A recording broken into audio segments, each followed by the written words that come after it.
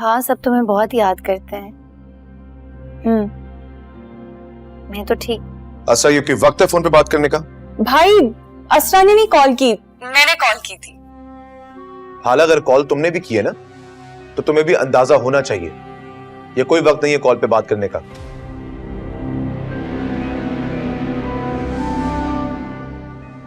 ऐसा सुबह लेट उठेगी और सारे काम मेरे डिस्टर्ब हो जाएंगे। क्या हो गया है? क्या कह रहे हैं आप? मामा तो बता रही थी कि असरा इतने काम करती है, बेटियों की कमी महसूस नहीं होने देती, और आप कोई अलग ही बात कर रहे हैं। मैं नहीं यकीन कर सकती इस बात पे। जाहिर है उनकी तो ये फेवरेट है ना।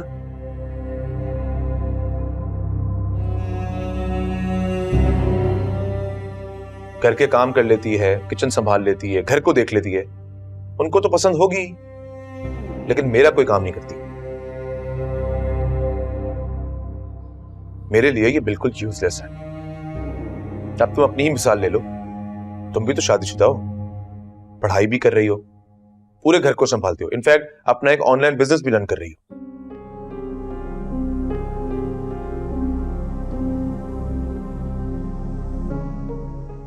हमारा हस्बैंड कितना लकी है, तुम्हारी सूरत में उसे एक परफेक्ट वाइफ मिली है, और एक मैं हूं बदनसीब है।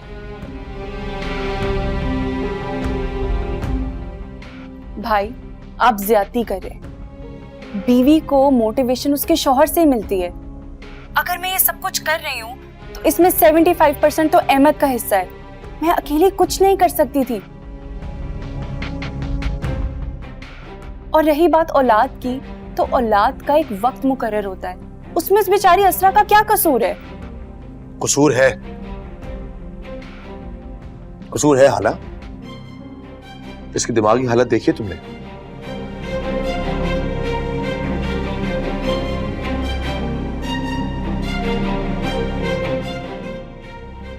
इस मेंटल कंडीशन में अगर हम औलाद पैदा कर भी लेते हैं ना, तो उस मासूम बच्चे के साथ ज्यादती होगी। इसको पता नहीं क्या हो गया।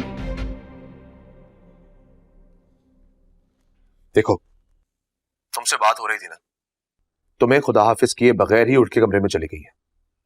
ऐसी हो गई है ये मुश्किल से जिंदगी गुजर रही है मेरी। हाँ, तो फिर वो और क्या करे बताएं? दिन रात आपसे इतनी बातें जो सुनती है वो तो आंटी की अच्छी तरबियत है जो आपको पलटकर जवाब नहीं देती। क्यों पलटकर जवाब देगी? और अगर जवाब देती तो मैं उसे बताता।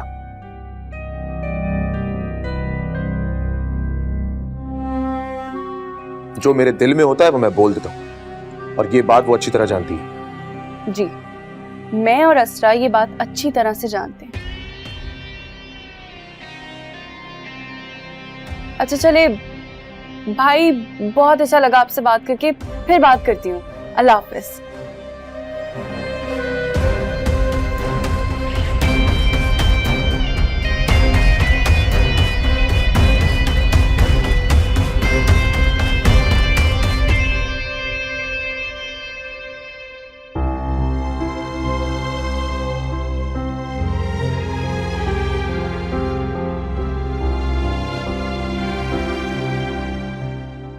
असरा, हाँ? सिर्फ इखलाकियात ही थी तुम्हारे पास, अब आहिस्ता आहिस्ता वो भी खत्म होती जा रही है। हाला से बगैर खुदा हाफिज किए तुम ऊपर क्यों आई और आके मुंह बनाया हुआ?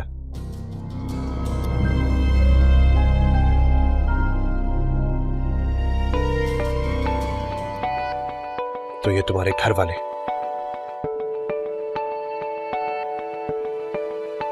शादी हो गई है, लेकिन तुम्हारा पीछा नहीं छोड़ा इन्होंने। कॉल कर रहे।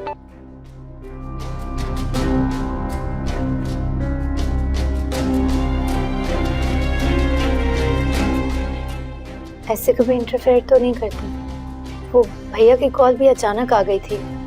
ओह, इसका मतलब ये है कि तुम्हारे घर में लगाई बुझाई किसी ने तो की हो। वो जो तुम्हारा भतीजा है ना, वो शयान, बहुत तेज है वो। मुझे लगता है उसी का काम होगा।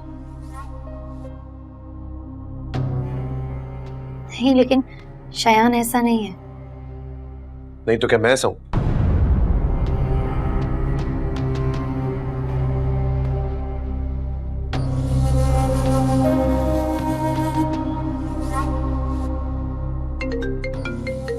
तुम्हारी भाभी अब मेरे नंबर पे क्यों कॉल कर रही है?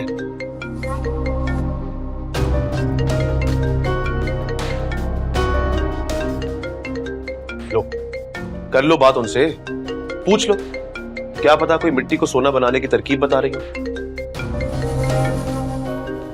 इसी बहाने जो मेरे घर में पड़ा हुआ ये मिट्टी का ढेर है, इसकी भी किस्सा बदल जाए।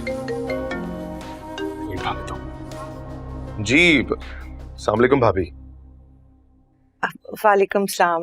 सुल्तान, मैं असरा को काफी देर से कॉल कर रही हूँ, फोन नहीं उठा रही है वो।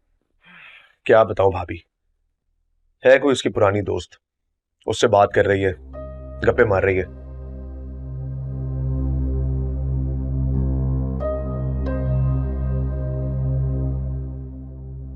मुझे नहीं लगता कि 1-2 घंटे से पहले उसकी कॉल डिस्कनेक्ट होगी।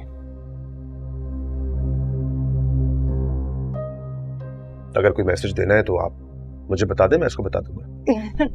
नहीं, आई नो, वो एक्चुअली मेरा प्लान बन रहा था शॉपिंग का, बहुत दिनों से गई नहीं तो सोचा कल का प्लान बना लूं और असरा को भी पूछ लूं, उसे साथ ले जाऊं। अच्छा, शॉपिंग। हाँ ठीक है, आप ले जाएं।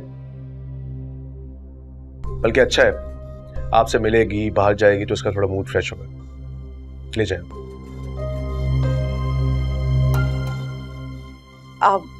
हाँ सुल्तान, मैं एक्चुअली ये भी चाह रही थी कि उसे कुछ दिन के लिए यहाँ ले आऊं,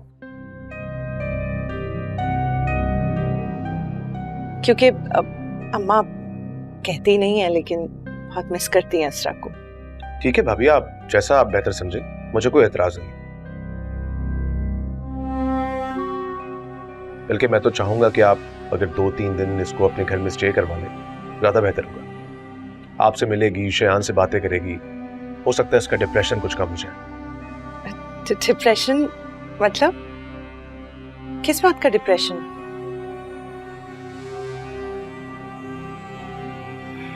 क्या बताऊं भाभी, मैं तो पूछ पूछ कर थक गया हूं। मुझे तो कुछ नहीं बताती।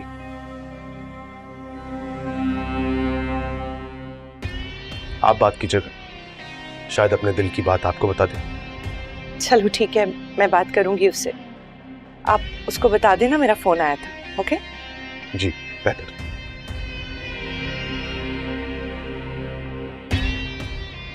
कल शॉपिंग का प्लान डन हुआ, भाभी के साथ चली जाना।